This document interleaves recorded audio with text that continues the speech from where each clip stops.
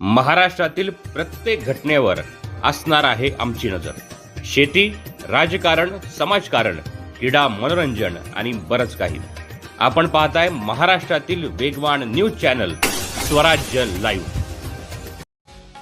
महायुतीच्या विजयाचा महाडमध्ये जल्लोष। शिवसेना महिला आघाडीचे श्री वीरेश्वराला साकडे।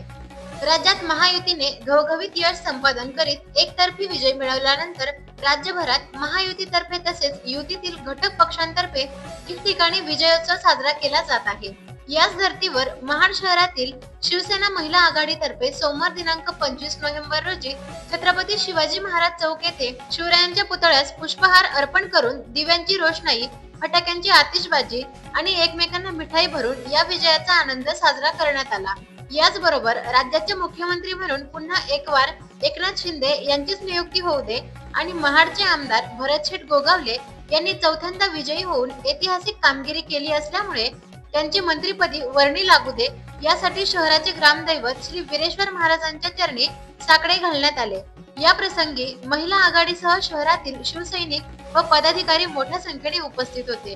महाड शहर महिला आघाडी प्रमुख विद्या देसाई यांनी यावेळी माध्यमांशी संवाद साधला। Bureau report, Swaraj live, Raigad.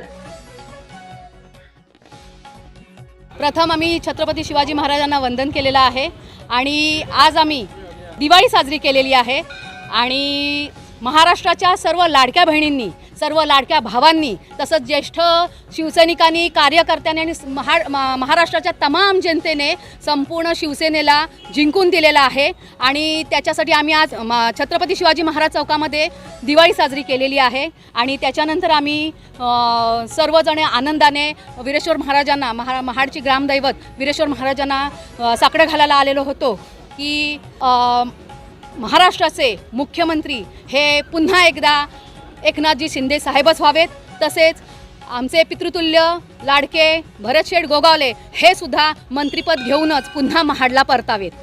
आपण पाहताय महाराष्ट्रातील वेगवान न्यूज चॅनल स्वराज्य लाईव्ह।